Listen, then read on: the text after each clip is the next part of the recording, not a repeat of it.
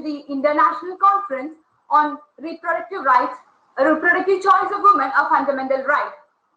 So let's start off the session with a silent prayer.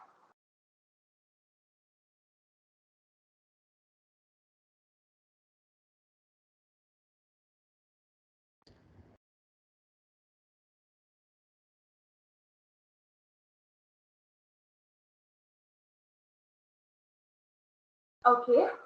So, McGregor's College of Law, Center for Women and Law have been actively conducting various sensitizational discussions and also conferences to bring out more awareness on the topic of women and law. Basically, the Center for Women and Law envisions to sensitize more people against the gender-based disparities existing in our society and to bring out more and more gender equal and gender neutral laws.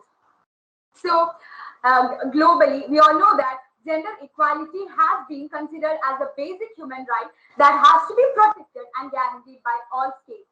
The intent of the conference is to sensitize the community and women about equal rights and reproductive choices that are available to women as part of basic human rights.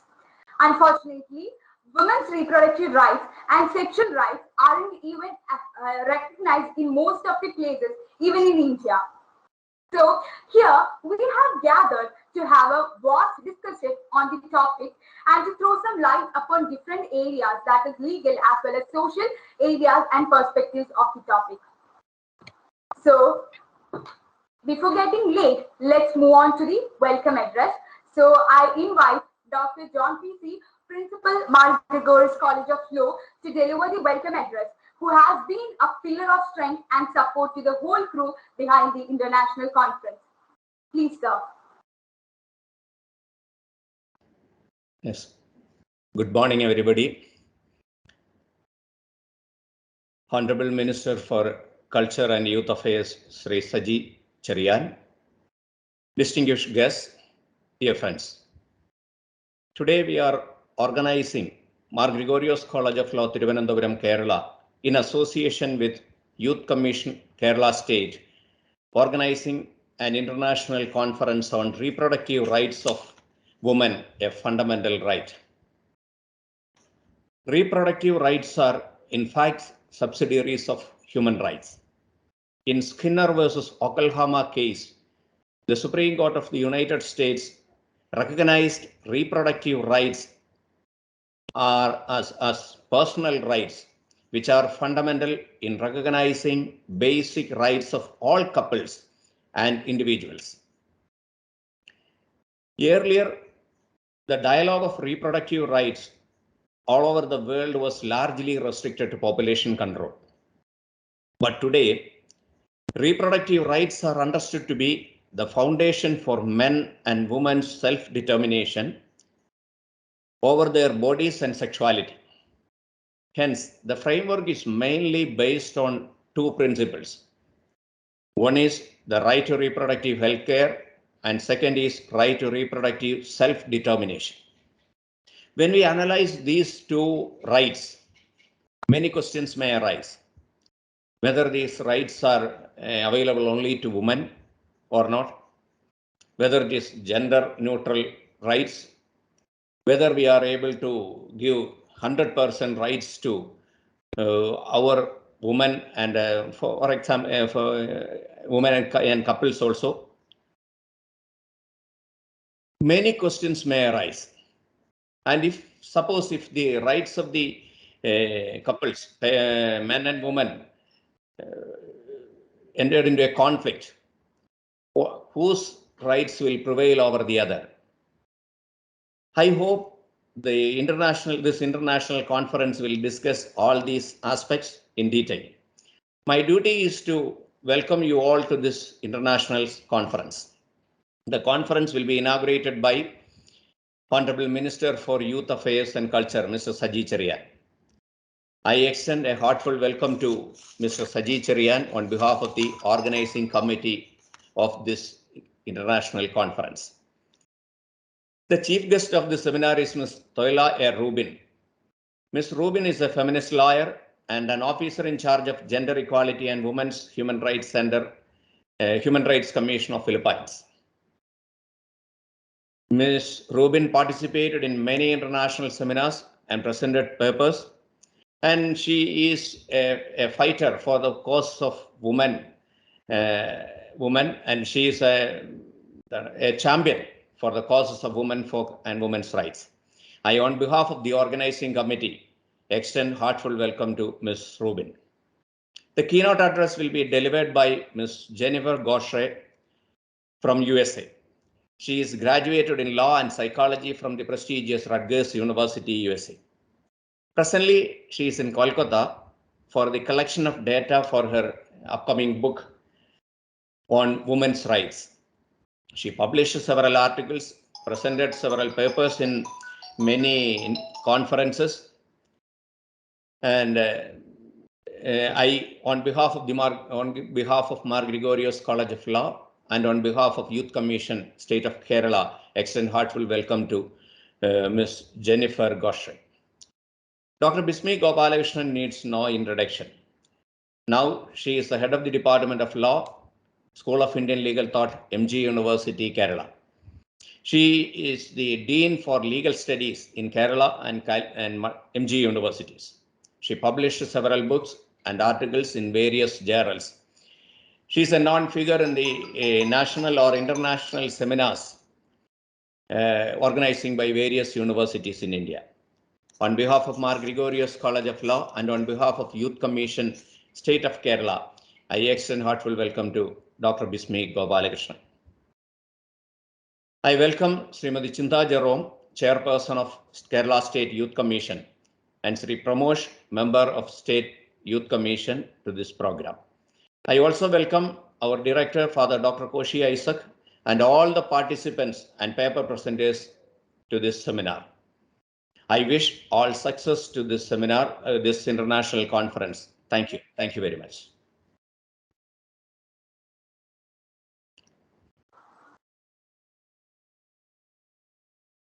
Thank you, sir, for such a wonderful welcoming.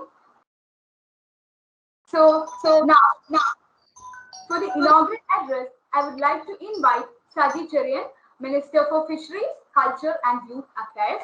Sajid Cherian is an active Indian politician who relentlessly served the public. So we are very happy and fortunate for your presence here, sir. Kindly move on to the inaugural address.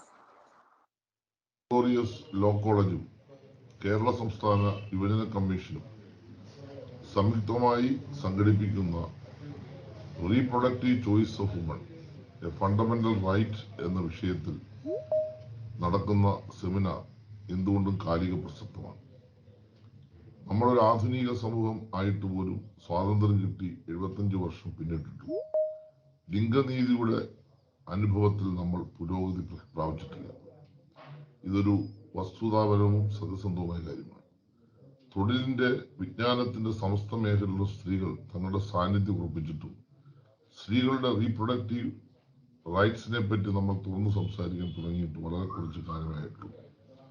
ഒരു സമൂഹം എവിടെ എത്തി നിൽക്കുന്നു എന്ന് തിരിച്ചറിയാനായി ആ സമൂഹത്തിലെ സ്ത്രീകളുടെ പദവി എന്താണെന്ന് അന്വേഷിച്ചാൽ മതി എന്നാണ് ബഹുമാനപ്പെട്ട ജവഹർലാൽ നെഹ്റു പറഞ്ഞത് ഈ തരുണത്തിൽ ഓർക്കുകയാണ്. സ്വാതന്ത്ര്യം കിട്ടി പതിറ്റാണ്ടുകൾ കഴിഞ്ഞ പലതരത്തിലുള്ള ഫെമിനിസ്റ്റ് പ്രസ്ഥാനങ്ങൾ പ്രവർത്തിച്ചുകൊണ്ടിരിക്കുന്ന സ്ത്രീകൾക്കായി എത്രയോ നിയമപരിരക്ഷകളും ഭരണഘടനാ അധികാരങ്ങളുമുള്ള ഒരു രാജ്യമാണ് നമ്മുടേത്. എന്നിട്ടും സ്ത്രീകൾക്കും ട്രാൻസ്ജെൻഡേഴ്സ് അടക്കമുള്ള ലിംഗ ന്യൂനപക്ഷങ്ങൾക്കും അവരുടെ ശരീരത്തിനും ജീവിതത്തിനും മേൽ അവകാശമുണ്ടോ എന്ന ചോദ്യം വളരെ പ്രധാനമാണ്. ഒരു ആധുനിക സമൂഹം എന്ന നിലയിൽ ഈ ചോദ്യത്തിന്റെ ഉത്തരം കണ്ടെത്തുക എന്നത് നമ്മുടെ സാംസ്കാരിക ഉത്തരവാദിത്തമായിട്ടാണ് ഞാൻ കാണുന്നത്. ഇന്ത്യയിൽ ഓരോ 15 മിനിറ്റും പ്രസവത്തോടനുബന്ധിച്ചുള്ള ആരോഗ്യ പ്രശ്നങ്ങൾ മൂലം ഒരു സ്ത്രീ വീതം മരിക്കുന്നു എന്നാണ് ടൈംസ് ഓഫ് ഇന്ത്യയിൽ വന്ന ഒരു ലേഖനം സൂചിപ്പിക്കുന്നത്. മാരിറ്റൽ റേപ്പുകൾ അഥവാ ബലാത്സംഗം ഒരു യാഥാർത്ഥ്യമായി നിലനിൽക്കുന്ന ഒരു സമൂഹമാണ് നമ്മുടെ.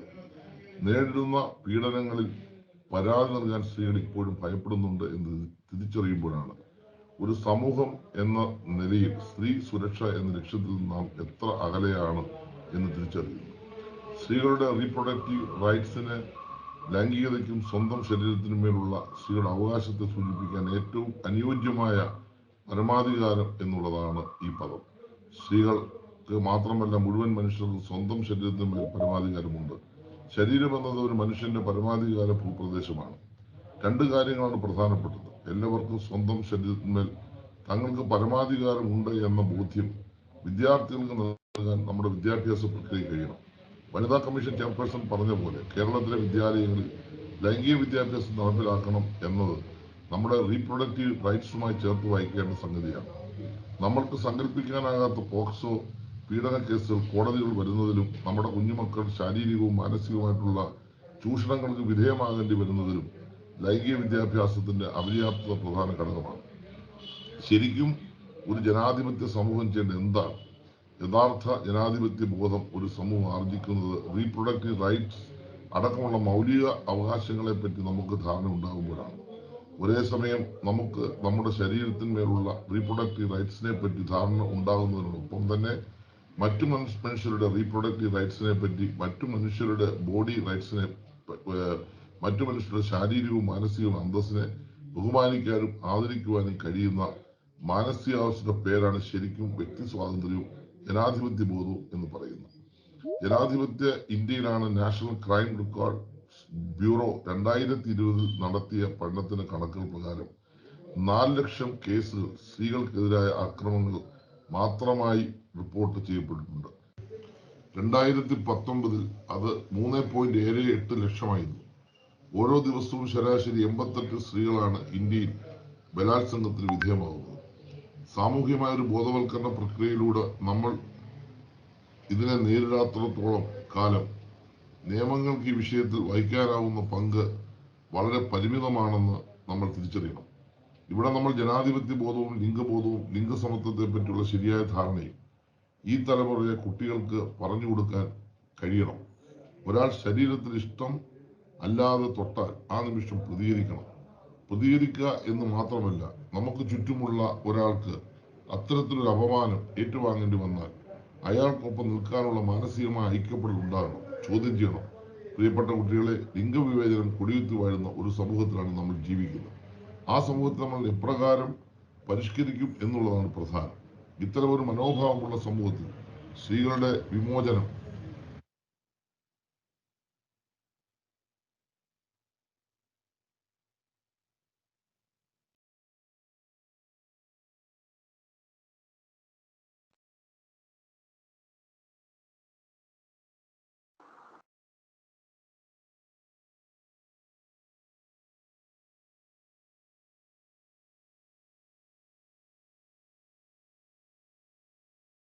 Thank you, Minister Sajid for inaugurating this session by highlighting on the need for awareness of reproductive rights of women.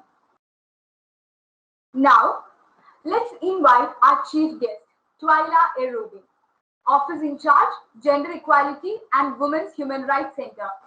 She is also the head of Commission on Human Rights Philippines.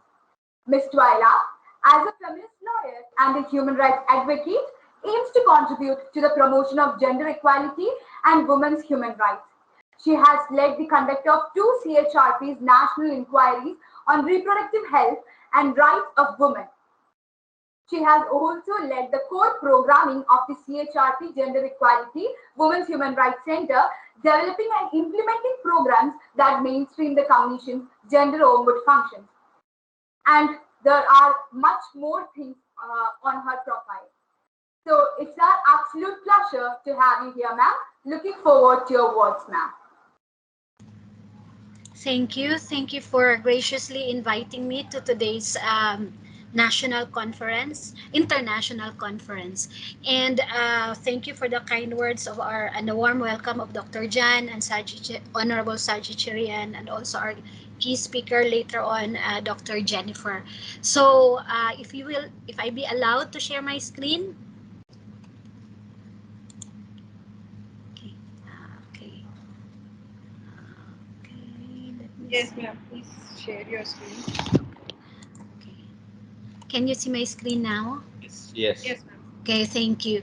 So thank you so much again for inviting the Commission on Human Rights to today's lecture. And I think I am here in a room with so many experts already, and so much of what I'll be probably discussing in a little bit will be something of a review to you, and probably a sort of a background for the kind of discussion that will be later on presented in the later parallel session. So the task that I'm given today is to discuss reproductive health as fundamental women's human rights. And it is my pleasure as part of the Commission on Human Rights to be here and for the next 40 minutes or so or less to be able to discuss this topic with you.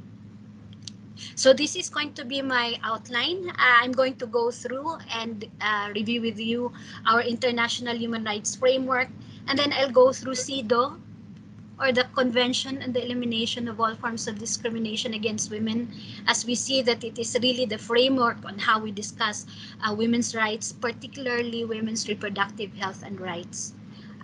And then we'll focus on reproductive health and rights, and then the several legal frameworks internationally and some experiences from the Philippines. If you have any questions or comment for me, you can just comment in the chat box, or perhaps you can draw my attention because I might not be able to see everyone in the room. So I will now proceed if it's okay. Yes, ma'am. Please proceed.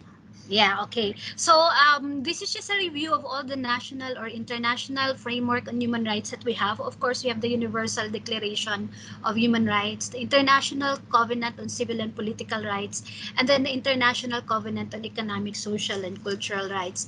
And all these international human rights documents highlight non-discrimination, including non-discrimination on the basis of sex. But as according to our advocates earlier, it is said that even if in the 1948 we already have these human rights instruments, according to our advocates, our women's human rights advocates in the UN in the early 1960s and 1970s, there was very little interest in women's human rights even then. And according to our former senator, who is also the drafter of SIDO, she said that there was very little interest in women's rights at the UN, and the advocates of women's human rights at the UN level were fighting for a niche that did not yet exist. So it was the reason why women's human rights advocates found it important to fight for the adoption of an international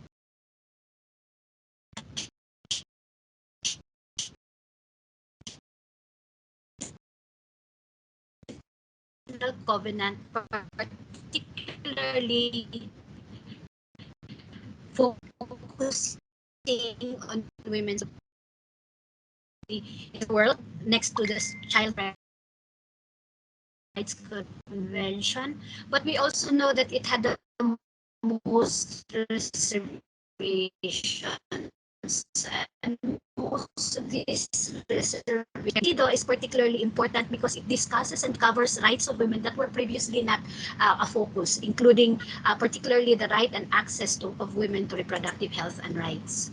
Three of the principles of SIDO is particularly important: substantive equality, state obligation, and non-discrimination. We already know state obligation as if you're a signatory to the treaty. Non-discrimination is quite clear. But I think what's important to highlight is substantive equality as a principle of SIDO, because it really highlights the need to address vulnerabilities of women.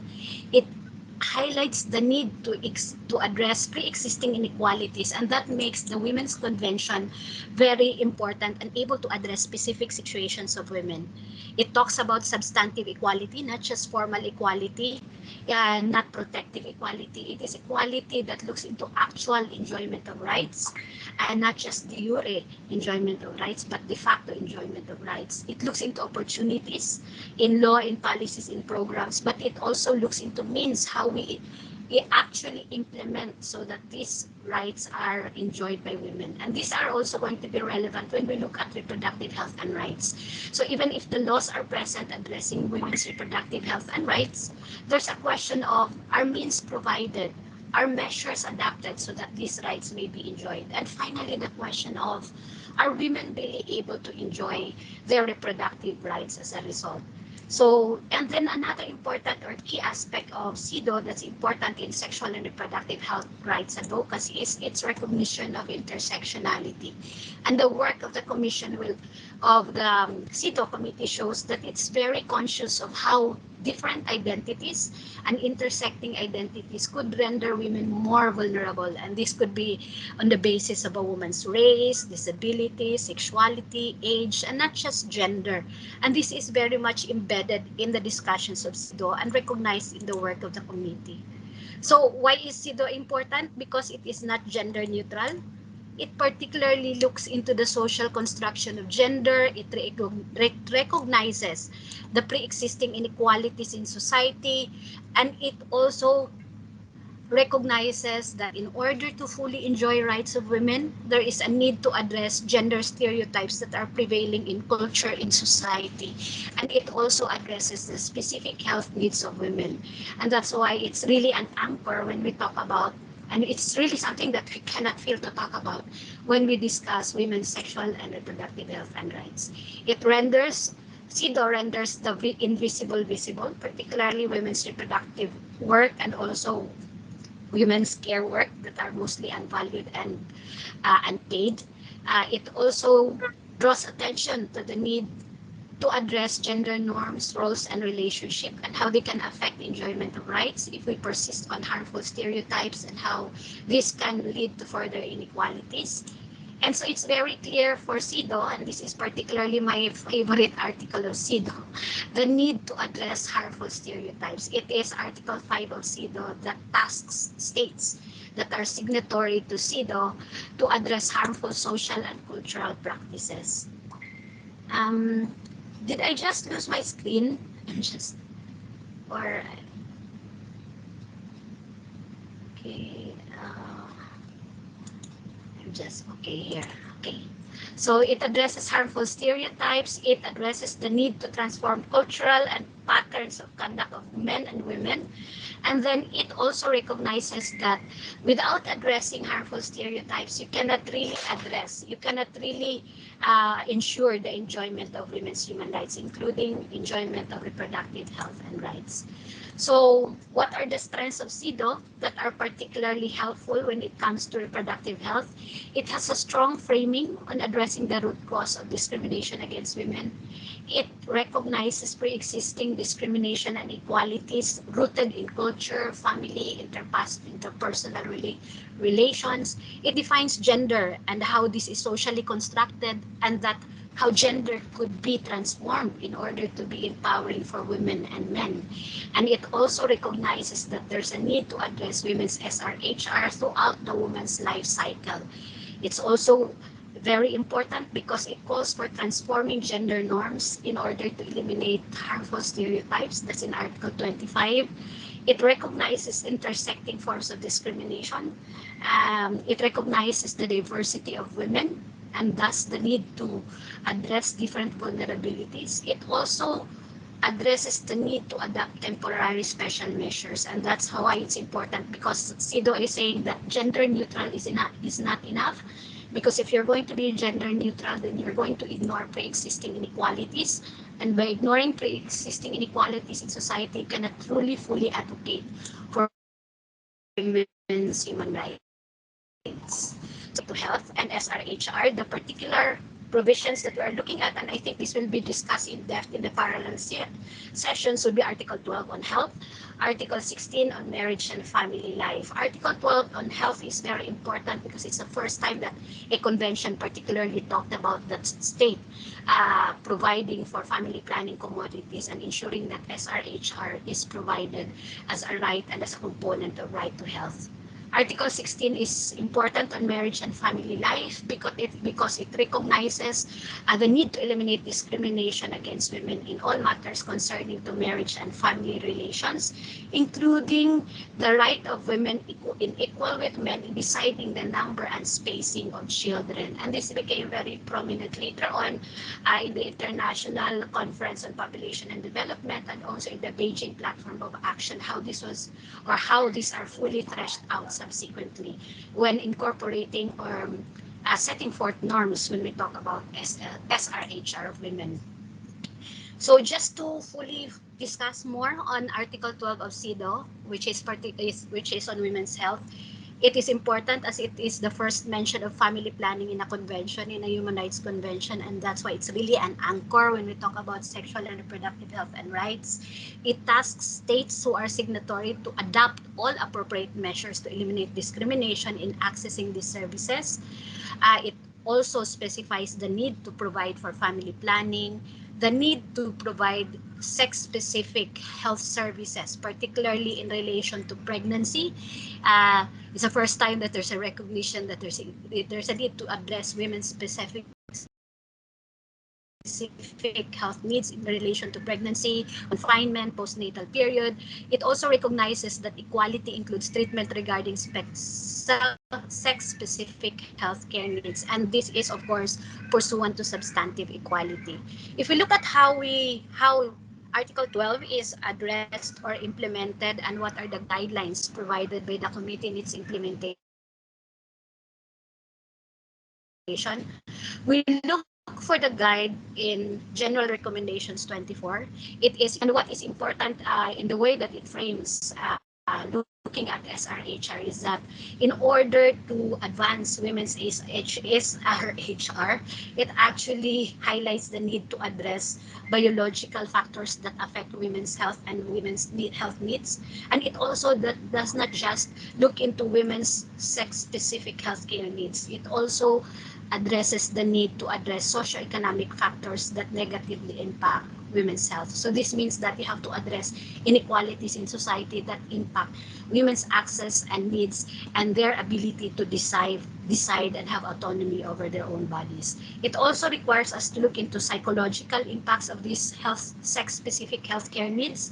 So it actually discusses postpartum depression. It also discusses health system factors, how women's health are oftentimes not given as much attention as it should be given.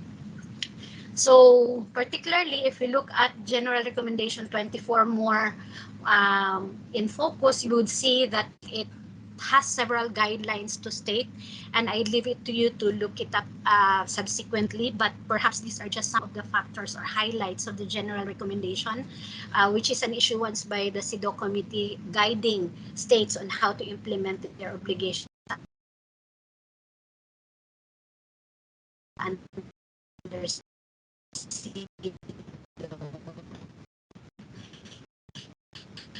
So it says, as well as the social construction or the gender roles of women and how they impact exercise or access to needed services and rights. And then it also says that for states and their failure to remove barriers to women's effective access to SRHR, these are actually violations of its obligation under the SIDO, or they find it or they consider failure to remove barriers as a forms of discrimination against women. So this is very clear in the work of the committee. It also stated that substantive equality necessitates attending to risk factors faced specifically by women, and they also discuss instances wherein laws criminalizing medical procedures that only women need are such as contraception and abortion are legal barriers, no, if you have laws that criminalize procedures that women need. And so if you look at concluding observations of the SIDO committee, you would see that most of their concluding observations pertain to removing laws particular medical procedures, including decriminalization of abortion in some of their concluding observations.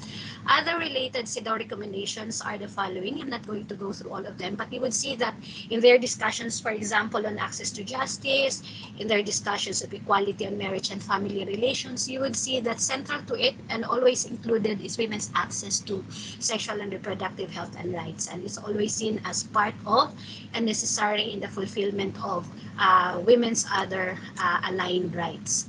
This is also seen not just in the work of SIDO, it's also seen in the work of other treaty bodies.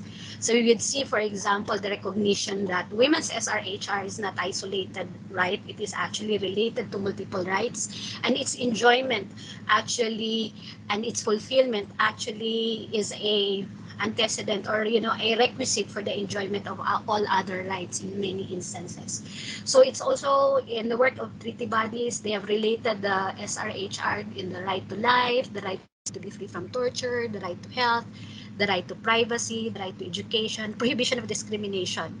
If you look at, for example, the work of ICCPR, their discussion most recent on the right to life focuses particularly on women's access to SRHR, and they related that denial of needed health services pertaining to SRHR could be denial of the right to life and endanger the right to life.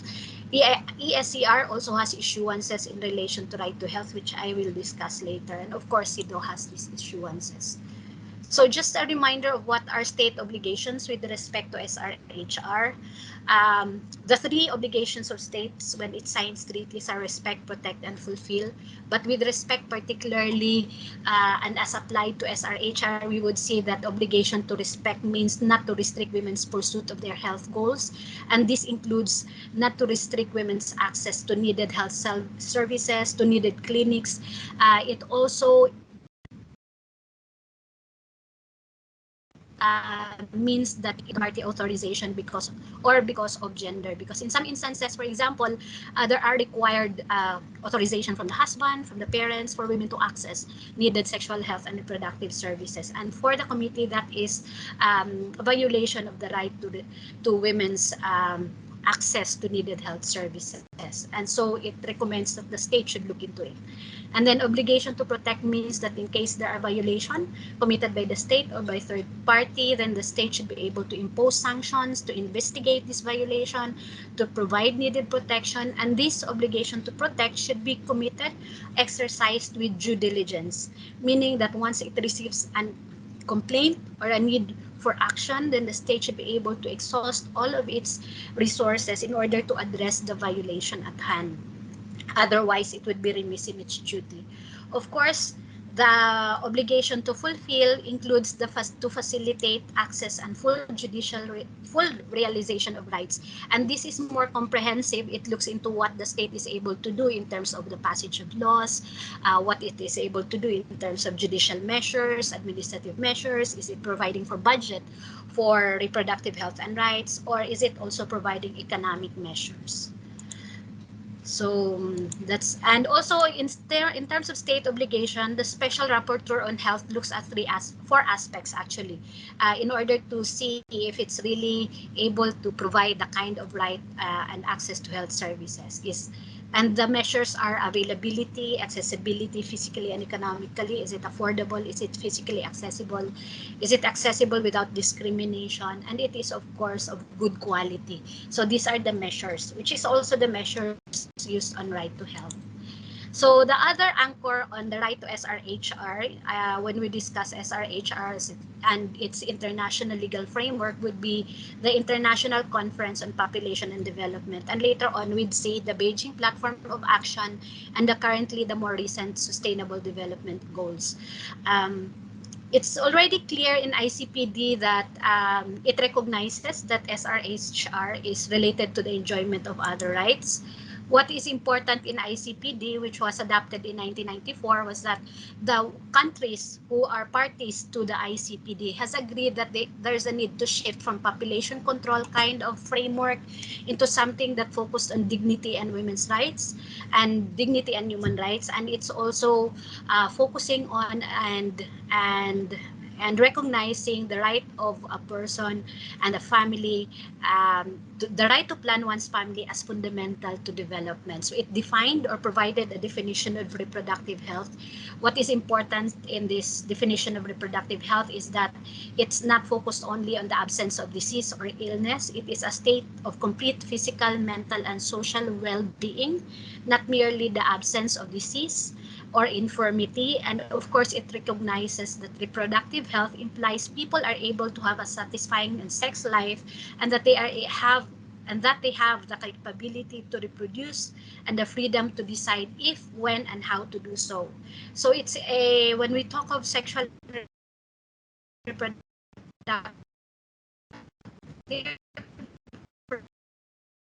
rights, it's actually encompasses four distinct and intersecting components as highlighted by ICPD. You have sexual health, reproductive health, and then sexual rights Beijing Platform of Action in 1995. Beijing reiterated that women's rights are human rights. And then, of course, it highlighted that these rights of women include the right to have control over and to decide freely and responsibly on matters related to their sexuality, including sexual and reproductive health, free from coercion, discrimination, and violence. So it is a running thread and a running articulation all throughout of the Beijing Platform of Action, and of course in the following processes or follow-up conventions after it. So in terms of other treaty bodies, there's the ESCR comment, General Comment 22. It defined sexual health, it defined reproductive health. It also provided guidelines to state on how it's going to implement and fulfill its obligation on right to health, particularly focusing on sexual and reproductive health. What is important in ESCR General Comment 22 is that it requires the state to look into the underlying determinants of SRHR. So it's not just looking at right to health as isolated from all the other enjoyment of rights. It actually says that a person's access to water, nutrition, housing, safe working conditions, freedom from violence, freedom from torture, freedom from discrimination are actually very much related to SRHR. And so it tasks states to look into these issues as well as underlying determinants of SRHR. And then not just that, it also looks into or requires states to address social determinants of SRHR. So this means poverty, looking in addressing poverty, addressing inequality, addressing stigma, addressing an equal distribution of power, and seeing how the systemic kind of marginalization actually impacts enjoyment of sexual and reproductive health and rights as provided under the convention and also under the SIDO.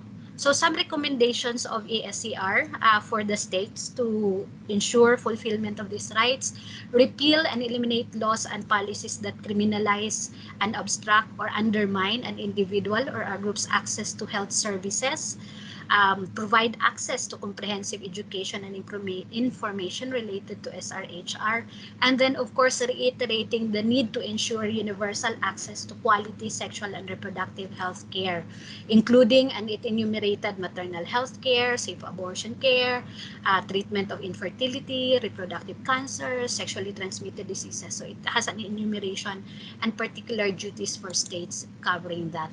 Other related ESCR comments include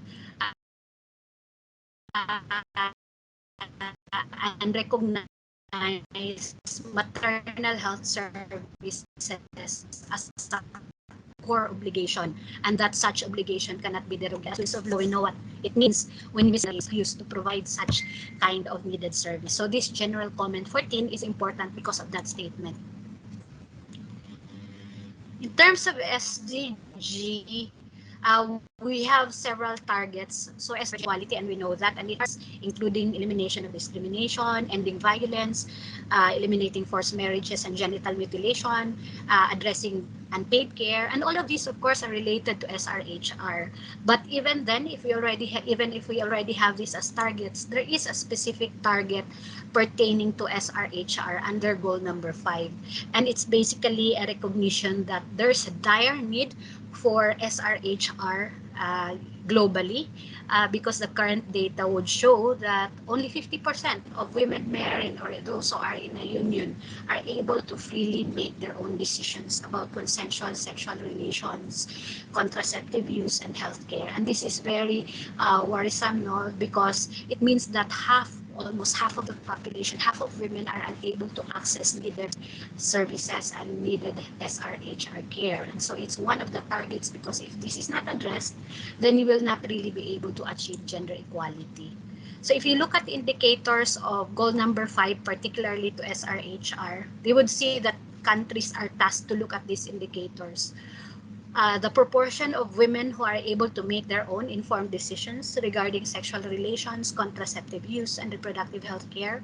States are also required to look into the number of countries with laws and regulations that guarantee full and equal access to women and men to reproductive health care, information, and education. In the Philippines, we already have a reproductive health law, but it did not, we were not able to pass it without any challenge. It took several years in the Supreme Court before we were able to finally pass and say that the reproductive health law is a constitutional measure. But even then, even if the Supreme Court did say that it's a constitutional measure, there were still some reservations and some provisions that we lost in the draft law, particularly third-party consent with respect to husbands and parents are still in place, and that is still not compliant with what SIDO is stating. Okay, so now this time I'm just going to show some instances where advocates, and especially us in the National Human Rights Institution, are able to use the treaty system in order to fully advocate for SRHR.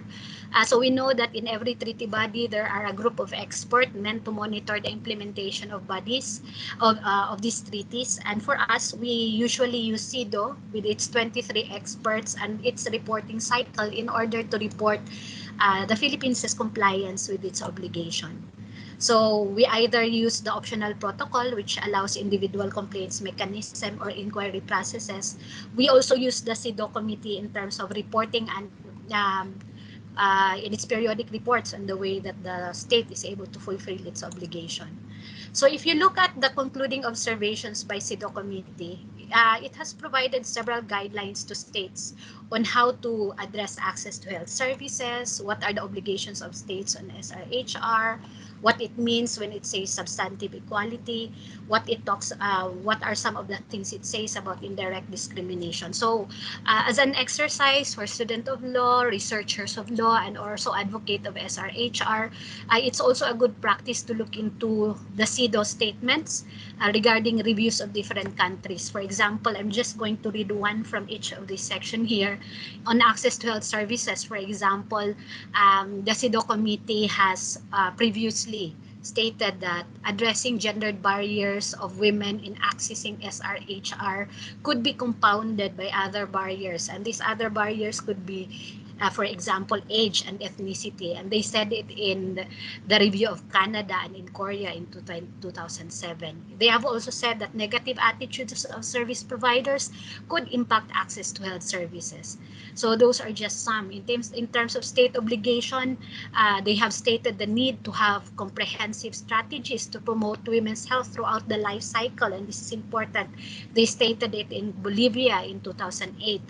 In terms of the transfer of the health services to private agencies, they have made mention of this and how it can affect women's access to health services in India in 2007, in Haiti in 2009.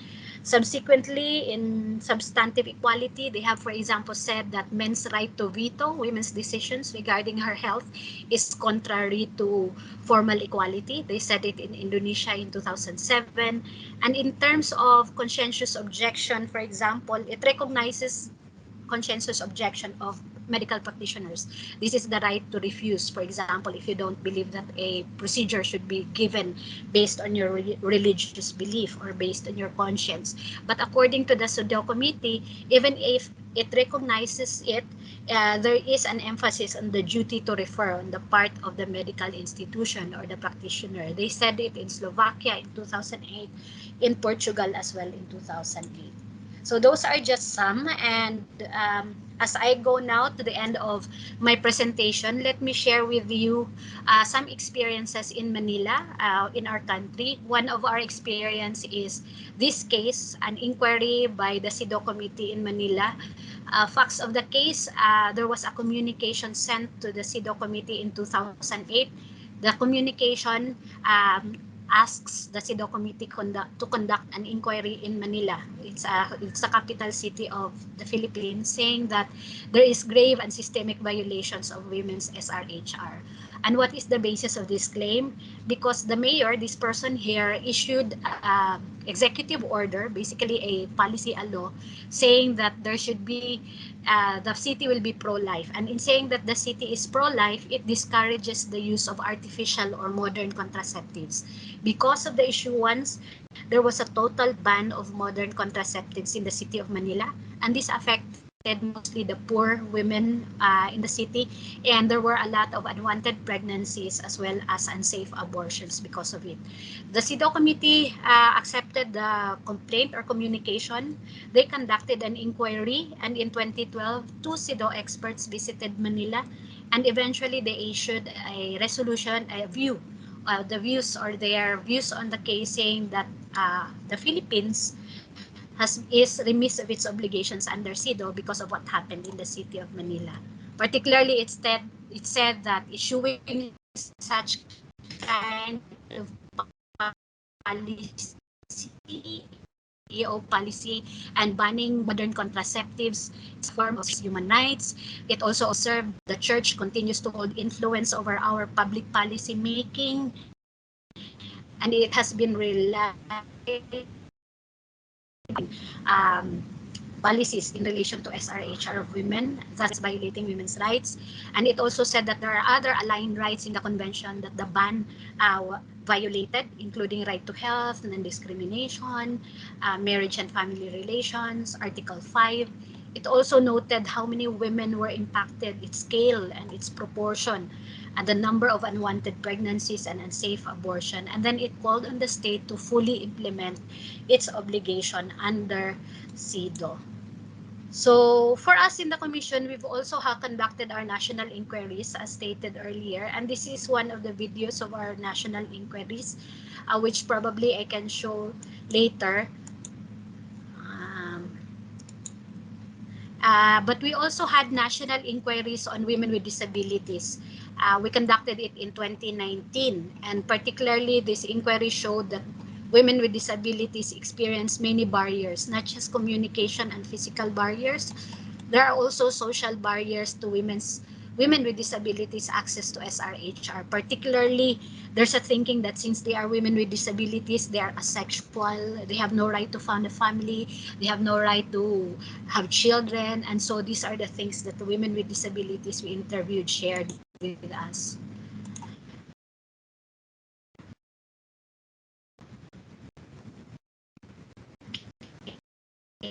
The pandemic and pre-existing inequalities exacerbated the impact of the pandemic.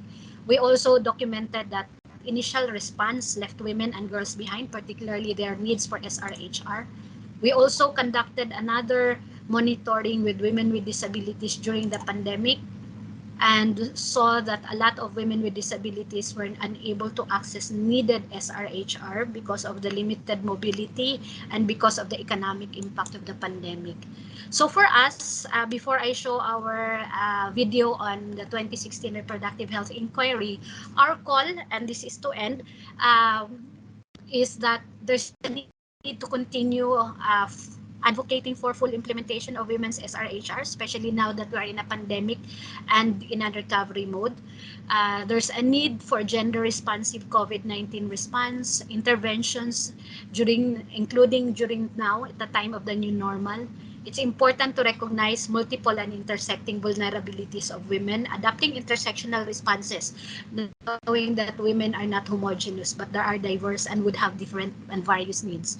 And we also continue the call for the need to ensure that women and girls are at the center of the COVID-19 response and recovery, and then that SRHR and GBV response should always be essential services and interventions during the pandemic. So that's the end of my part, and I hope to end by showing this particular video of our work in the Commission in advancing SRHR as a national human rights institution.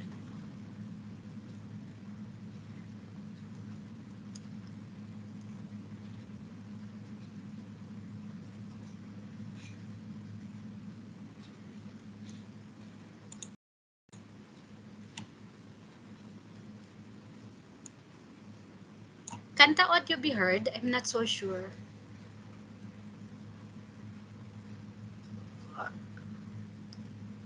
Can No, ma'am, the audio is not there. Okay, so maybe I can just share it later or just leave the slide so that if I'm not so sure how I can make the audio. um, Ma'am, on your right side next to the leave button on the share option, you can share with computer audio. okay, I'm going to just do that now. I'm just going to unshare it, right? I'm a bit sorry.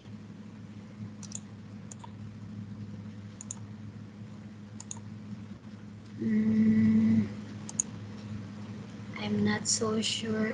I mean, are you still sharing? Okay. No, ma'am, you have ended your sharing. Okay. So probably I can just end now and then I'll just share the video later on. Yes, ma'am, that is fine.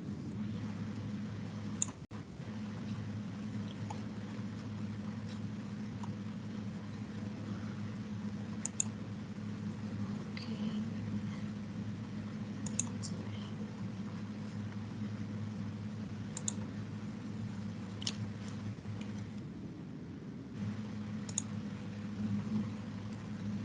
I still can't find it. Open share tray here.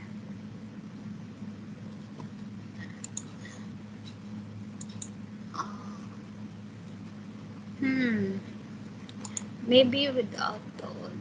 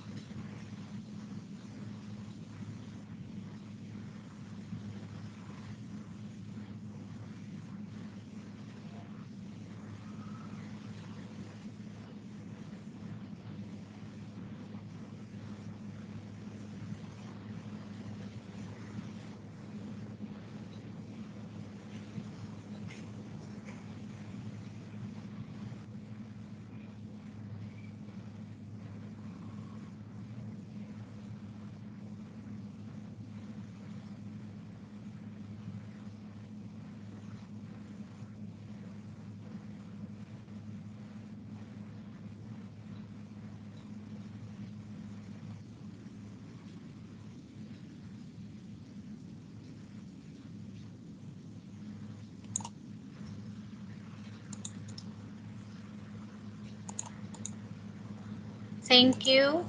And apologies for not having enough audio. And thank you for giving the Commission on Human Rights time to present in this international conference. It is our pleasure. No issues, ma'am, no issues. And thank you so much for such an enlightening session and also for an ambiguous and interesting presentation as well, ma'am. So we are very fortunate and as well we are very much grateful for your presence over here, ma'am. Thank you. All right. So now we'll move on to the keynote speech. So now we have Ms. Jennifer Goshery for the keynote speech. Jennifer Goshery is an American legal researcher and cognitive psychologist that studied law, psychology, and comparative religion at the prestigious Rutgers University and Florida International University. Her research utilizes a multidimensional lens of value-centric jurisprudence, feminist theory, and comparative constitutionalism to search for equality within the legal process. Some of her most recent and upcoming works include Combating Violence Against Women, Illuminating the Intersection of Criminal Law and Family Law in India, and Looking Through the Lens of Feminist Third Wave Jurisprudence, etc. So I welcome Ms. Jennifer Goshery for the keynote speech. Please, ma'am.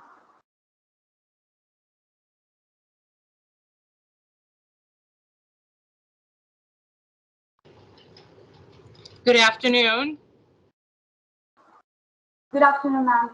I have shared my screen, hoping you can see it. Yes, ma'am, it's visible. And I'm hoping you can hear me. Yeah, yes, ma'am. You're on. Okay, thank you for your kind introduction. Thanks. If the dead could speak, what would they say? If the dead could speak and we did not listen to them, what would the judge say? Posthumous reproduction rights of postmodernity rises through this schism between the dead and the living. Good afternoon again, and hello from Kolkata, India. I am Jennifer Goshery. I want to first say thank you to Principal John, faculty, Professor Ria John, Reverend Koshi, Minister Shoji, so many other ministers, officers present in the audience. And then of course, you, the audience members, your valuable time. I respect you for coming to listen to such an important topic. I wish to take you through a journey between fundamental rights, the rights of the dead, the rights of the living, and the rights of the unborn. I'm going to pose many questions. I'm going to give insight, and I will urge you to read my publication in which I expand on this in much more depth. But for the meantime, let us begin the journey, construing rights at this intersection.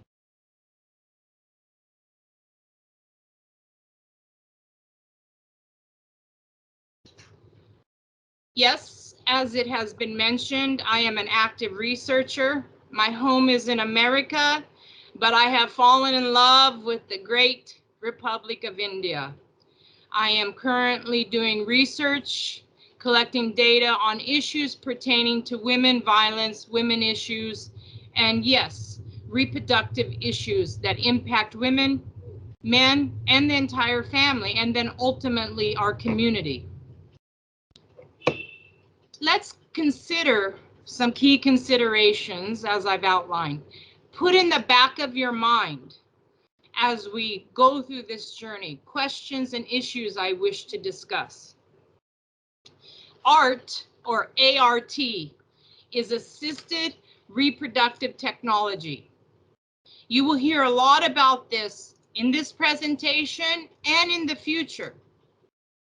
This ART technology traces its origin back to the Scottish surgeon who began experimenting with artificial insemination, or as we often call it, IVF. In the US in the 1950s, it became quite popular for cattle in the farm industry. In 2010, it became quite poignant, or a Pandora's box began to open on this very issue, because now the issue had started to make its way to human, and if the human was not alive, and extracting that sperm, for example, from the husband or the male figure in that relationship.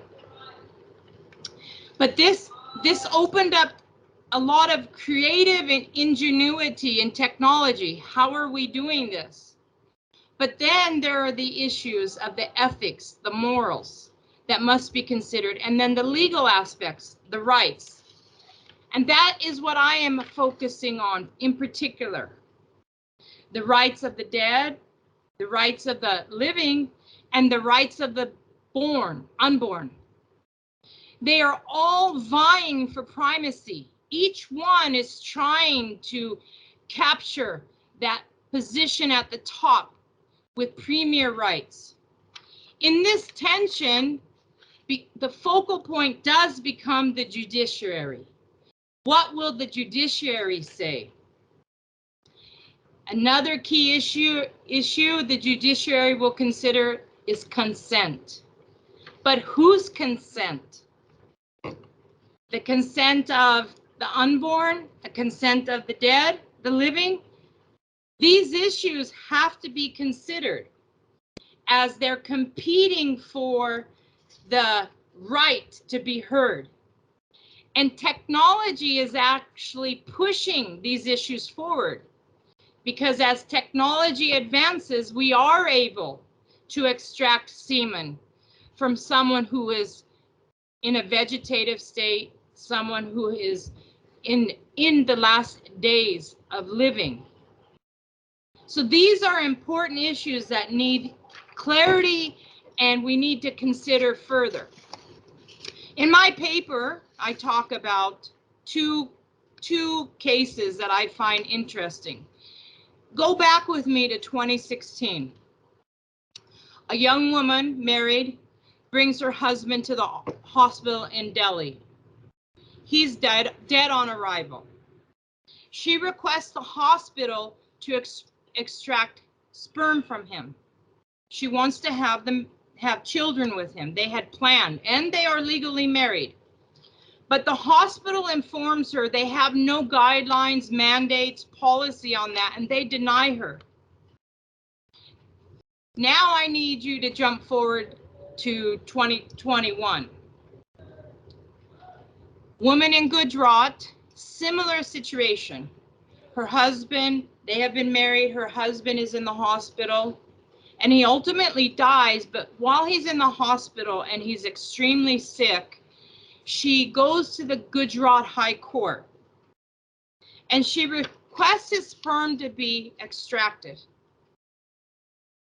Gujarat High Court agrees, and they order that extraction. Why? Why was one denied and one was approved? It's only 5 years difference. Keep that question in the back of your mind. What was the difference between 2016 and the current case? These questions will come, you will find out that it's a combination of technology influencing public opinion on these issues. These technologies were available in 2016, but the public was not yet comfortable with thinking about extraction from someone who's dying or dead. Now, let us consider, I already mentioned the word consent. Very important in anything medical, legal related. So we see that the High Court in Gujarat, he granted her wish to extract it. And interesting, he had even noted in his order that both survivors, and he referenced the wife and the parent, agreed to wanting to have this extraction from their son and then from her husband. They agreed. So the issue of consent was unanimous. But what if it was not? What if the parents did not want it? Or vice versa? What if the wife did not want it? Whose consent reigns supreme?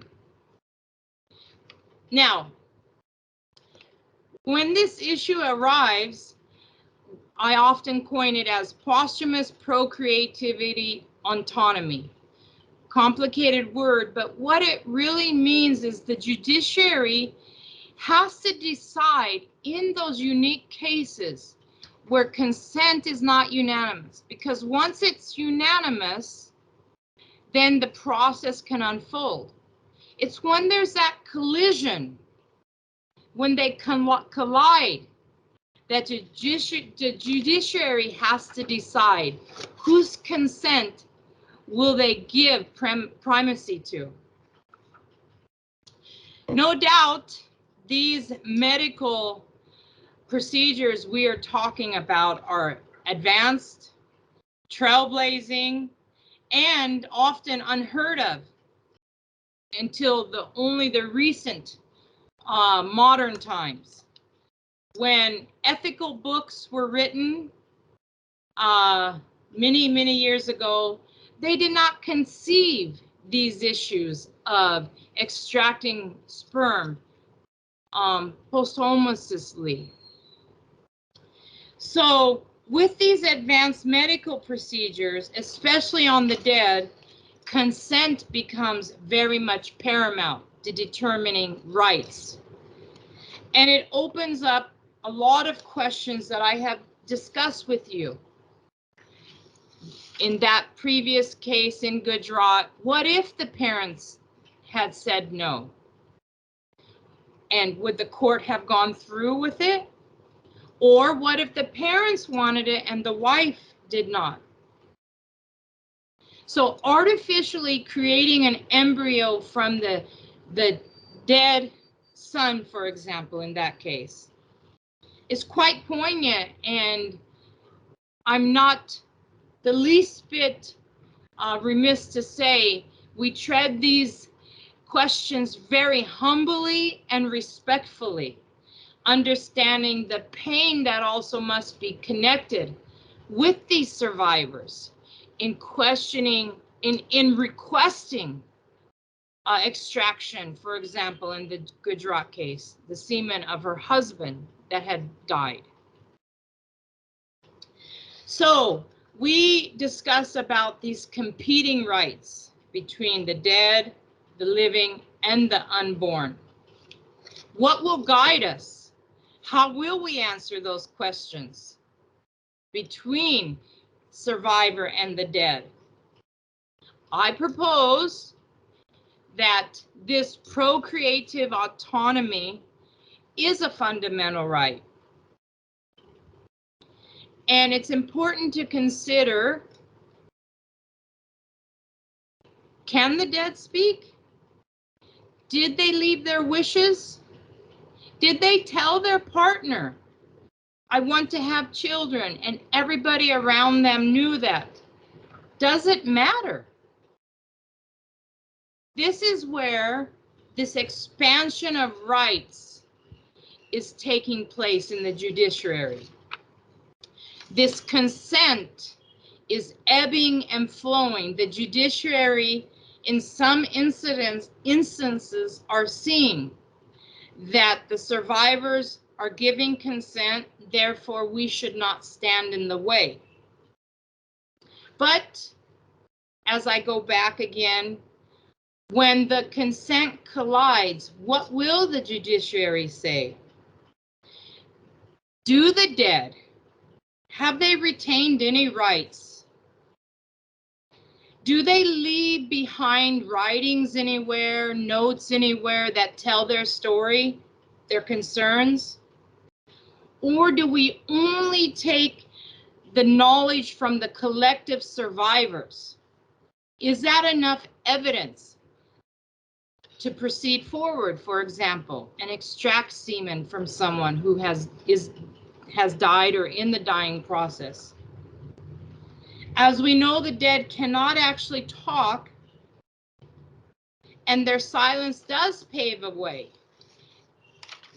I apologize. I believe I somehow quit sharing my screen.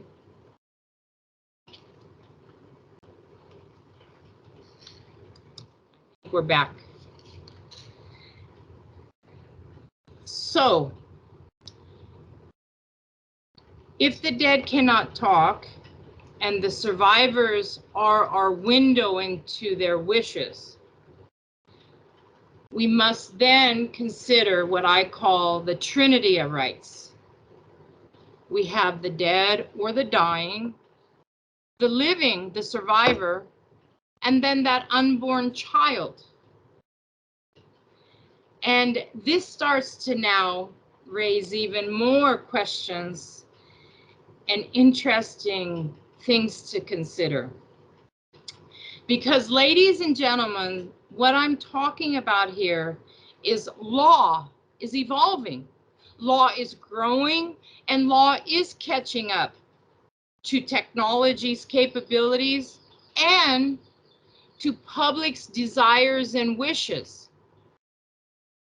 And because law is catching up, now there are more jurisdictions that do have precedents on similar cases. Not a lot, but they are out there. And in my paper, I do cite examples globally, similar cases where the judiciary opined on extraction of semen, for example, and opined on consent. Who can give the consent? Can the dead give consent?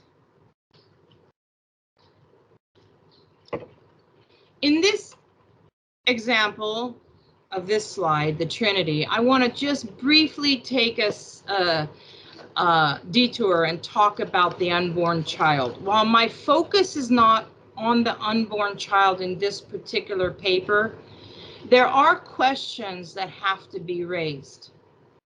I foresee it could be possible that an inferior class could be formed between a child who is born biologically from a living mother and father versus perhaps a child born of a dead father and a surviving living mother. And for me, it's important to raise these questions now so that laws can be enacted now to protect that child so that does not happen.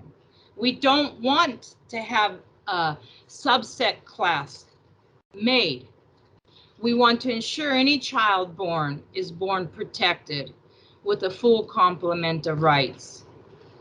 But it is definitely an issue that can come about.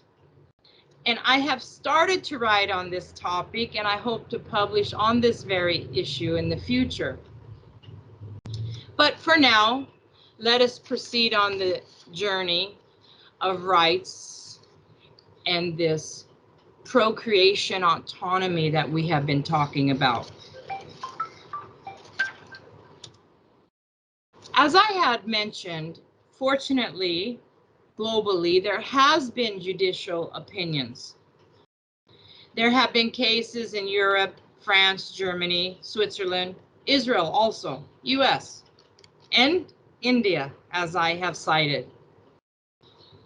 And they are still going through a lot of experimentation, as I would say. Many judges are pronouncing judgments and trying to balance expansive rights of their citizens while respecting and carefully clinging to the social customs of that people, of that population. So I submit to you that there are encouraging developments, even in the face of this complex issue. The framework that the judges can go by are past cases, right? Because judges jurisprudence evolves through the maturity of the trajectory of the rulings. As society evolves and develops, we see the rulings evolve and develop. And this, I would say, is the case that happened in the Delhi case, in which our woman was denied the right, but society had evolved and emerged and matured. And the Gujarat case, the woman was granted her wish. So as I proceed, I would like to discuss some of the key themes in these cases. Now, in my paper, I have cited close to 50 examples. So these are just a snapshot, but they do show a unifying message. In this particular slide, I'm talking about Australia, USA, and Israel. The common theme is twofold in these opinions. It is the primacy is given to the surviving spouse, and a married couple's right to conceive is given paramount. So in my research, this has been the trend. Primacy to the surviving spouse, and in particular, when it's a married couple, the spouse. Similarly, they have discussed knowing that it's important, the urgency of the sperm being collected quickly. Usually they need it done within 12 to 24 hours. And that has put a lot of pressure on the judge to act within 12, for example, 24 hours of the person dying. And these standards actually come from the organ donation guidelines. So judges sought out assistance in forming their decisions, and they looked for the established guidelines of organ donation. However, I acknowledge organ donation versus semen collection for IVF is much more layered and much more complex. Still, the judges took some precedent and took some guidelines from these already established mandates. Another interesting point is judges are almost always unanimous in deploying negative rights. And what I mean by that is, if there is no basis to deny the right to retrieve the sperm or to use it, then typically the judges grant it automatically. That's another trend. As long as there is no collision in the consent or collision in the survivors, judges typically are ordering affirmatively in the cases of the survivors that wish to extract sperm, for example. Here again, I'm showing you briefly, but I have cited in my paper some examples where courts have said there's no basis to deny them, so proceed. And in all these cases, they varied between wanting to extract sperm, or in the other case, it was actually an egg retrieval. So while the legal issues are still ambiguous, they are not clear, they're not black and white, it is slowly emerging. And part of it is the social norms the issue itself of consent and the competing survivors wanting to have their voice and their wish heard. So we had understood previously, I mentioned negative rights, that if there is no reason to deny it, typically the judge will honor the request. And this I have seen throughout US rulings, this Gujarat case that I referred to. They were not hesitant, and actually the Gujarat High Court moved very quickly in honoring the wishes of the wife. So at this point, I would like to briefly talk about a comparative religious perspective. As I come to the end of my session, I have some concise points on this. I've only considered Catholicism and Hinduism. In my paper, I have expanded to others, but for this speech, I focused on these two.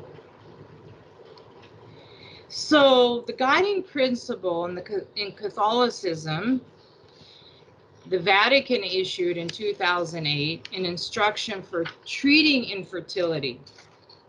Its focus was on the bioethical aspects and the right and procreation of the union of a husband and wife. The second guiding principle of Catholicism, which I mention here, does emphasize the husband and wife and does focus on adapting and advancing procedures to help impregnation. So the doors are not closed, the issues are complex, but the focus is clear of the respect and the primacy given to conceiving and the protection of the unborn.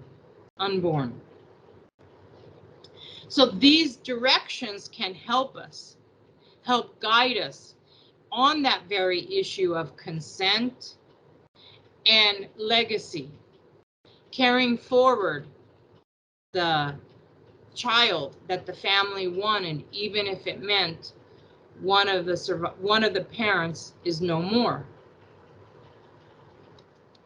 In Hinduism, we talk about Kunti, Madri, Gandhari, that they could not actually impregnate them.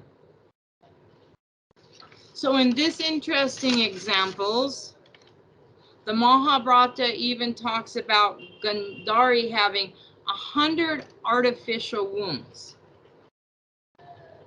Whether reality or an example, these texts still inform us that the concept of not being able to become pregnant was important to these women and these families at that time. They talk about third-party impregnation using IVF. So they give examples. As we see, the Queen Mothers were thinking the same way. For example, our friend in Gujarat who wanted to have a child with her husband. The same way our friend in Gujarat longed for it, the Queen Mothers, Madri, Kunti, wanted it also. So that longing for family, children, legacy is there. And these have now come forward to technology, aiding them to make it happen. So in this example, our Hindu religion supports, and actually applauds technology to be able to offer reproductive assistance techniques.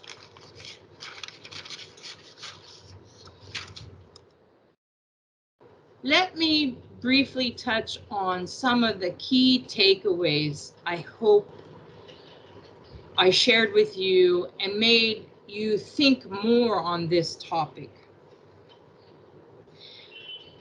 Posthumous reproductive rights. We're at a critical juncture in the legal aspect because we're considering the dead, the survivor, and then the child.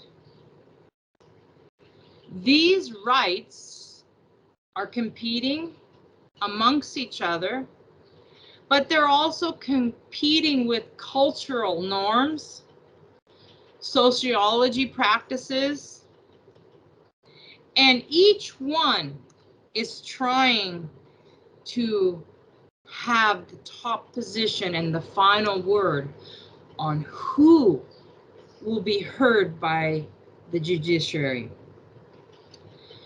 In the case of the Gujarati mother, she was heard. She will become a grandmother through her child. Her legacy goes on. While this case seems quite simple because there were no challenges on the consent, what does the unborn child face? Will that child be given all the fundamental rights as a child born to two biologically living parents? So, I leave you with some concluding marks. That woman in Gujarat, that woman in Israel, that woman in America that longs to have a child, but her husband has died. Will we listen to her? Will we listen to the wishes of her husband? It is important to understand that in absence of consent,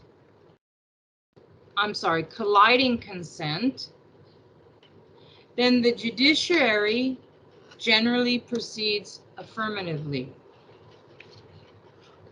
And we have guidance from global cases in which judiciaries around the world have allowed families to extract semen. Now the issue becomes also protecting that unborn child and letting that heartbeat continue.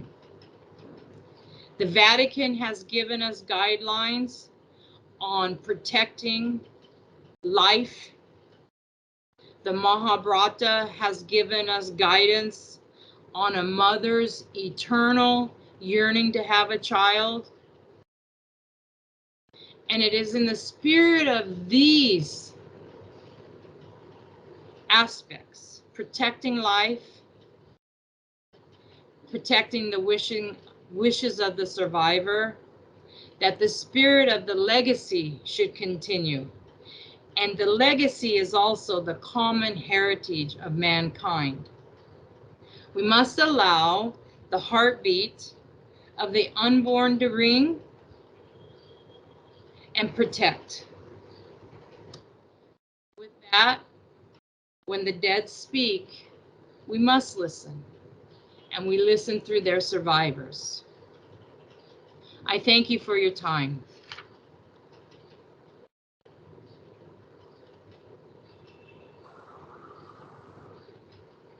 Thank you so much, Jennifer, for all your insights as well as perceptions on this particular topic. Thank you. Thank you. Yeah, and also we wish you all the best with all your upcoming works, Jennifer. All right, so Now we'll now move on to the guest of honor. So I invite our guest of honor, Dr. Biswi Gobala Krishnan, to share her perceptions on this particular topic. So Dr. Biswi Gobala Krishnan, Dean, Faculty of Law, Professor and Head of School of Indian Legal Thought, MG University, Kottayam. She has an immensely vast profile with utmost experience in the legal field. She has been the head Faculty of Law, University of Kerala. She is a member Academic Council NUELS, and she's a member PG and UG Board of Studies Law CUSAT, and she's a member of the Srishti Kerala State Council for Science, Technology and Environment, Government of Kerala, and much more. She has also published various books, which include a book on gender justice under Center for Women's Studies in Cell to combat sexual harassment, and has been a part of various other national and international conferences as well as collaborations. It's a pleasure, ma'am, to have you here. Please, ma'am. Thank you. Now, I'm audible, right? Yes, ma'am, you're audible. Okay, thank you. So, Honorable Minister for Fisheries, Culture and Youth Affairs, Satish Cherian sir, Dr. John P.C. sir, Principal, Mar Gregorius College of Law, Dr. Koshi Isaac, Director, Mar Gregorius College of Law, the chief guests, Chrissy Shifana Twyla and Jennifer Goshery, Srimati Chinta Jerome, Chairperson, Kerala State Youth Commission, and KP Pramosh, Member State Youth Commission, and all the esteemed faculties of Mar Gregorius College of Law, and also other reputed esteemed from the faculty from the other reputed institutions across India who have joined this particular program, this international conference, research students, and the research scholars, students, and actually we have heard a lot from both of the speakers. Right from the inaugural session, right from the inaugural speech, we have witnessed the journey of reproductive rights. So I'm just posing a question. Where are we on the path of reproductive rights? Actually, where are we heading to, and what is our current position now? Is it something which we can think of optimally, or is it negativity that is radiated from this particular journey? Well, as the first speaker herself has told us, has narrated that the term reproductive rights, it was coined at the first international meeting on women and health in Amsterdam, Holland in 1984. So why did we go for the term reproductive rights at that time in 1984? Well, there was a global consensus that reproductive rights would convey a more complete and adequate concept than using the term health of women.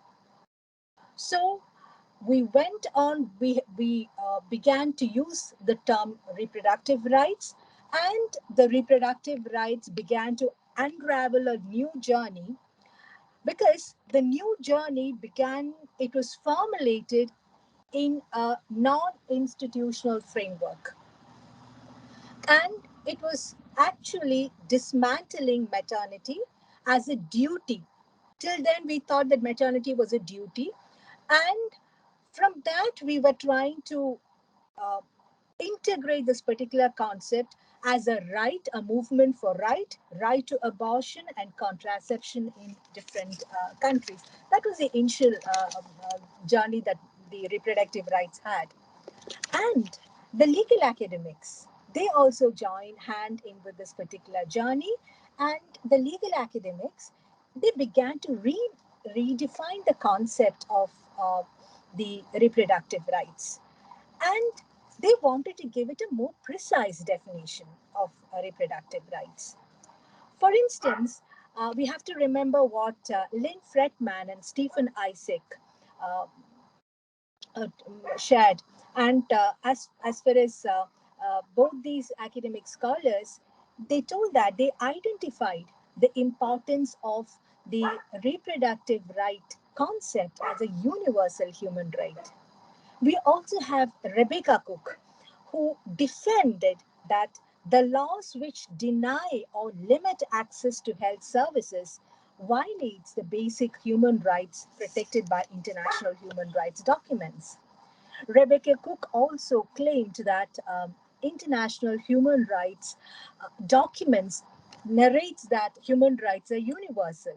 So she stated that the states must take preventive and curative measures to protect women's reproductive health.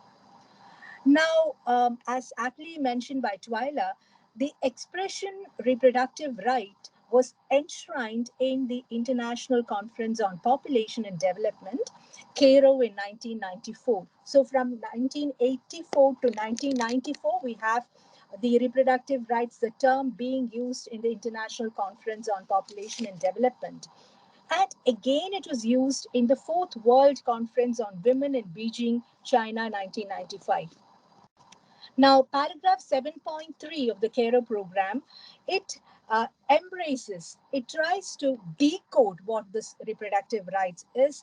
And the reproductive rights, it acknowledged that the certain human rights have documents have already recognized reproductive rights, and certain other the national level also there is a recognition. So we can find that internationally there is an acceptance that right to reproductive rights is on the move.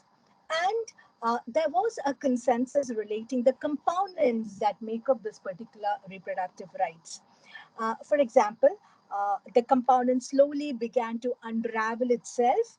For example, the basic right to decide freely and with responsibility the number, spacing, and timing of children, to have information relating to health, reproductive health care services, right to attain higher standard of sexual and reproductive health, and right to make decisions concerning the reproduction free of discrimination, coercion, and violence, as it is aptly expressed in the human rights documents.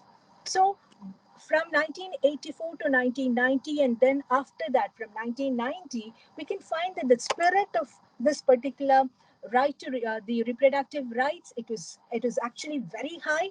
And with the pace of events, it was thought that we will make new gains. And we waited for the new gains to pour in, more and more new gains, more and more positive aspects coming into the realm.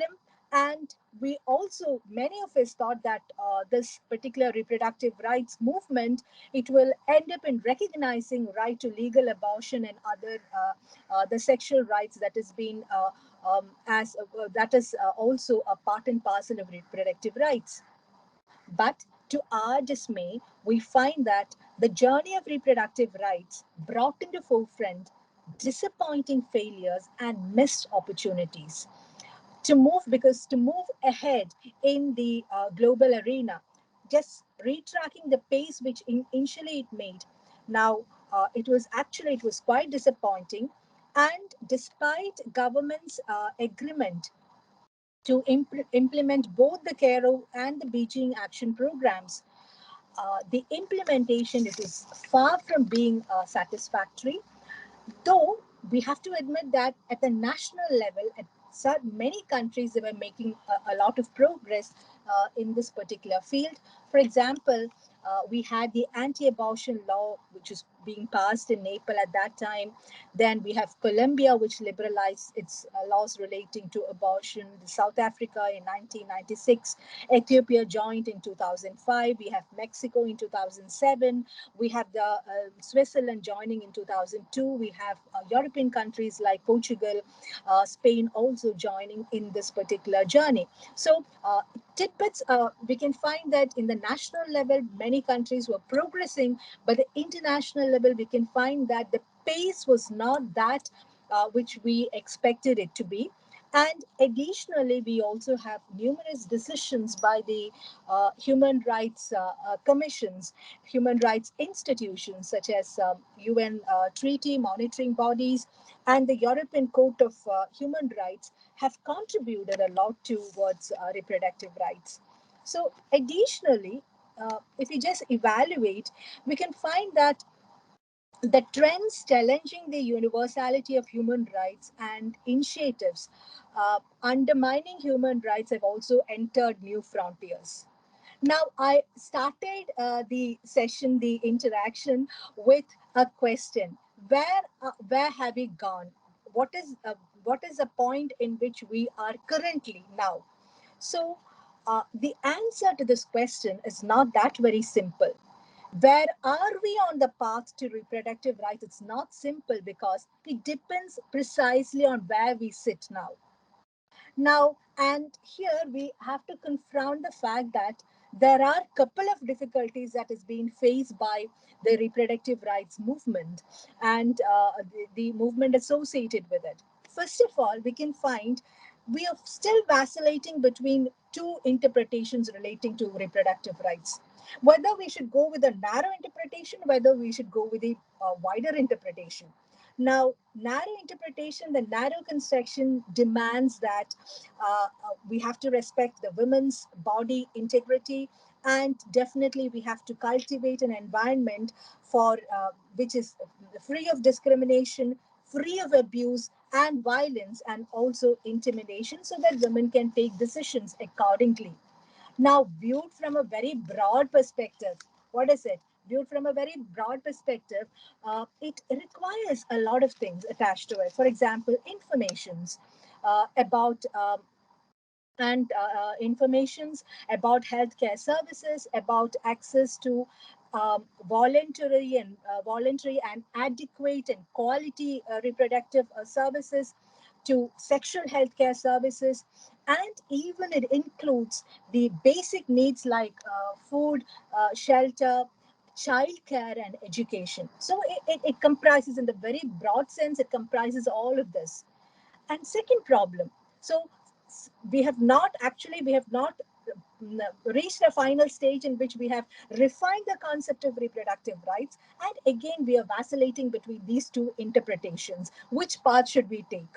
And again, added to this, there is the linguistic wars and religious wars. Now, linguistic wars, it deal with the most controversial question as whether we should use reproductive services or reproductive care. And the strong recommendation of the human rights bodies do not go far to recognize a gender discrimination or gender discrimination dimensions that is attached to the reproductive rights. Now, it is not only for them, for many, reproductive rights is not a question of women's autonomy and discrimination, but it's just a matter of public health. That is where we falter a lot. So the concern should be, it is not maternal mortality, it is not something viewed from the perspective of public health, but it must be viewed from the perspective of self-determination and empowerment. So a glance at the human rights movement, as aptly narrated by the esteemed resource persons of this particular inaugural session. Now, if you just take a glance at the human rights developments, it will lead us to a conclusion that human rights, despite its significant achievements internationally and in definitely national levels, it has always remained controversial and contested. And the struggle for full recognition of reproductive rights will never be a will never be a linear victory, or it will never take us to a final victory until and unless we try to understand it from the perspective of women's autonomy and decision making. So thank you once again, and thank you, Professor Dr. Gigi Moon, for giving me an opportunity to take part in this international conference. All the very best to all of you attending this program. Let us think, let us try to introduce change in the whole concept of reproductive rights, and let us give it, let us try to take this reproductive rights to new horizons so that we can work it out without discriminating, without creating, without intimidating any woman across the world. Thank you.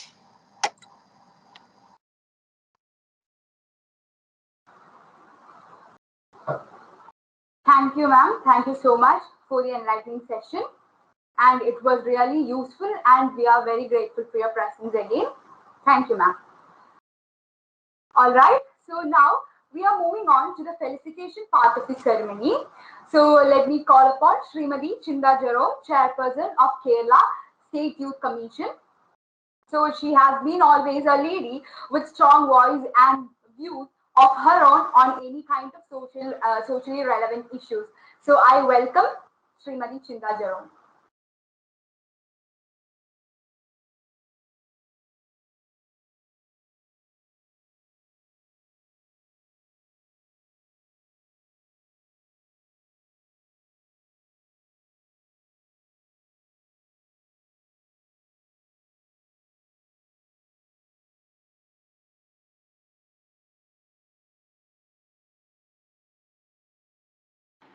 I believe we are facing some technical difficulties. We'll just wait a few minutes, okay?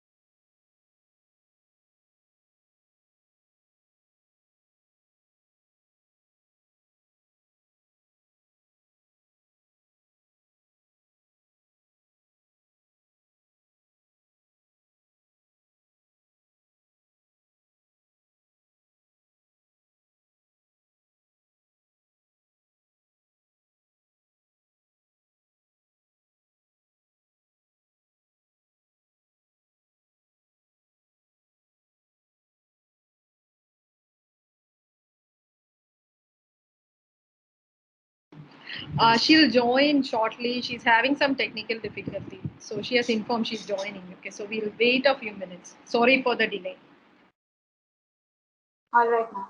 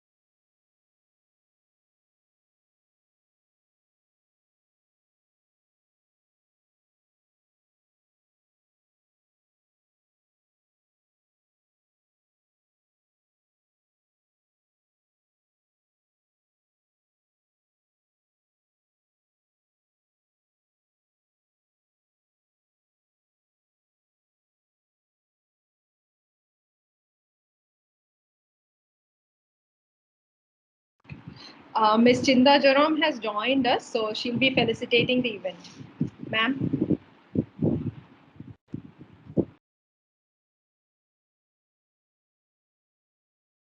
നമസ്കാരം.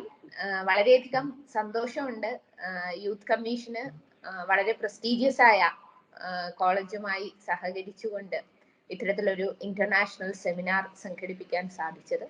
അതും വളരെ relevant ഒരു topic തന്നെ ഈ ഘട്ടത്തിൽ നമുക്ക് തിരഞ്ഞെടുക്കാൻ സാധിച്ചു എന്നുള്ളതും പ്രത്യേകം സന്തോഷം നൽകുന്നതും അതോടൊപ്പം തന്നെ കാലത്തിന് വളരെയധികം അനുസൃതമായിട്ടുള്ള ഒരു വിഷയം നമുക്ക് തിരഞ്ഞെടുക്കാൻ സാധിച്ചു എന്നുള്ളതാണ്.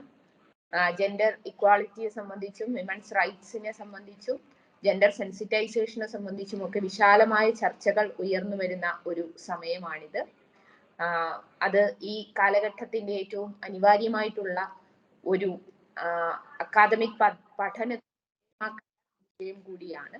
അത്തരത്തിൽ ഒരു വിഷയത്തെ നമ്മൾ വ്യക്തമായി പരിശോധിക്കുകയും അതിന് വളരെ പ്രധാനപ്പെട്ട ഒരു ടീമിനെ തന്നെ വളരെ മികച്ച ഫാക്കൽറ്റി തന്നെ ഇതിന്റെ ഭാഗമായി സംസാരിക്കാൻ എത്തിയിരിക്കുന്നതും ഏറെ അഭിമാനകരവും സന്തോഷകരവുമാണ്. തീർച്ചയായും ഇവിടെ അവതരിപ്പിക്കപ്പെടുന്ന പേപ്പേഴ്സ് അതിന്റെ ആഴത്തിലുള്ള പഠനം ലോകത്താകെ വളരെയധികം ശ്രദ്ധേയമായി കൊണ്ടിരിക്കുന്ന സ്ത്രീകളുടെ റിപ്രൊഡക്റ്റീവ് റൈറ്റ്സിനെ സംബന്ധിച്ചുള്ള അവരുടെ അധികാരത്തെ സംബന്ധിച്ച് ഉദ്ഘാടകൻ ബഹുമാന്യനായ മന്ത്രി തന്നെ വളരെ വിശദമായി കാര്യങ്ങൾ സൂചിപ്പിക്കുകയുണ്ടായി. നമ്മുടെ ശരീരത്തിന് മേലുള്ള പരമാധികാരം അത് സ്ത്രീക്ക് തന്നെയാണ് എന്നുള്ള ഒരു കാഴ്ചപ്പാടിലേക്ക് നമ്മുടെ തലമുറയെ മാറ്റിക്കൊണ്ട് വരുന്നതിന് വേണ്ടി ഇത്തരത്തിലുള്ള ഡിസ്കഷൻസ് വളരെയധികം ഗുണം ചെയ്യും.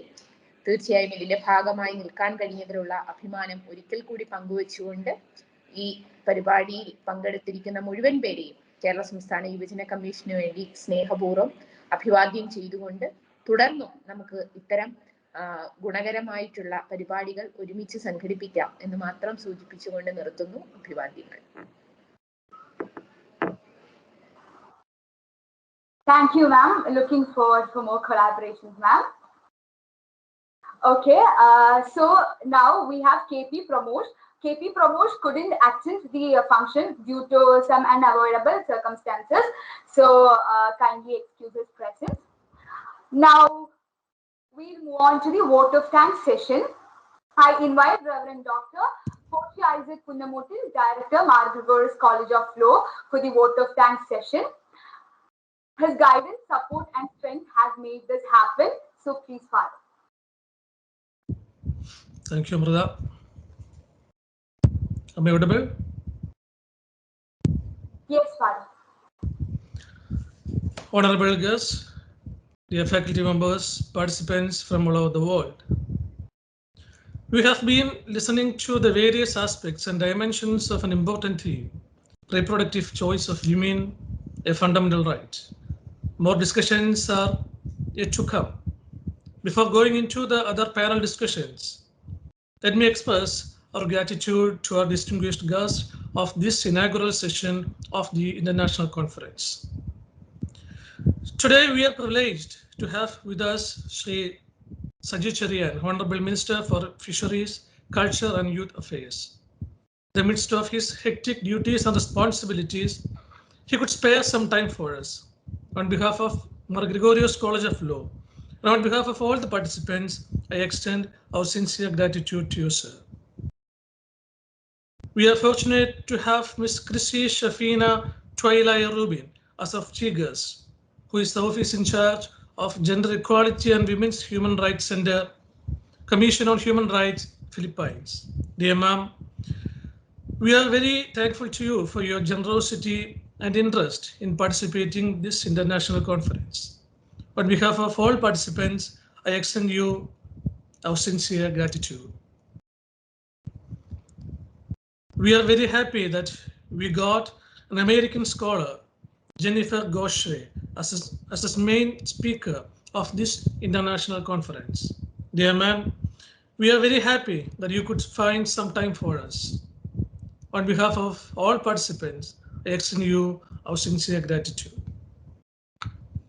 My sincere gratitude goes to Professor Dr. Biswi Krishnan, Professor and Dean of both Mahatma Gandhi University and University of Kerala. She is a well-known scholar and also a close collaborator with us. Dear ma'am, on behalf of the college and all participants, I extend you our sincere gratitude. Mar Gregorios College of Law has organized this conference in association with Kerala State Youth Commission, Government of Kerala. The chairperson of the commission, Dr. Chinda Jerome, is with us, and she felicitated the function. Dear ma'am, I extend our sincere gratitude for your felicitation, and I hope that Mar Gregorios College of Law and the Youth Commission can have more collaborations in the future for the betterment of the society. My sincere gratitude goes to Dr. John Biswi, our principal, Dr. Thomas Kutti PG, Professor Ramachandran Nair, our vice principals, Dr. Jijamon, HOD. I thank very sincerely the coordinator of the Center for Women and Law, Ms. Ria Susan John, for her untiring effort to organize this conference. I remember with gratitude Ms. Samrudha Sadishan, PhD scholar, Central University of Kerala, for her enormous help for this international conference. My sincere gratitude goes to Vinulal sir and Narayana Sharma, our PG student, for their technical assistance. We are thankful to all the participants and scholars for their precious time for this conference. I wish you all the best and a fruitful discussion ahead. Thank you very much. Thank you so much, Father.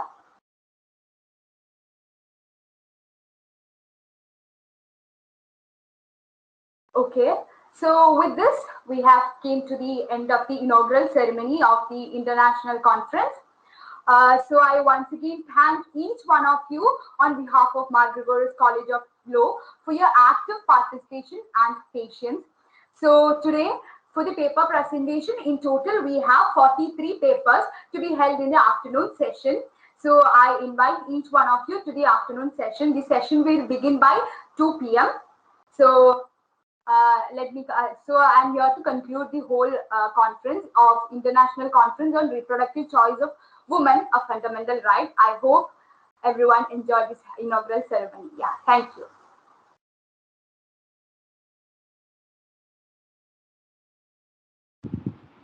Thank you everyone for joining with us today. So hope to see you in the afternoon session at 2 p.m. for your paper presentations.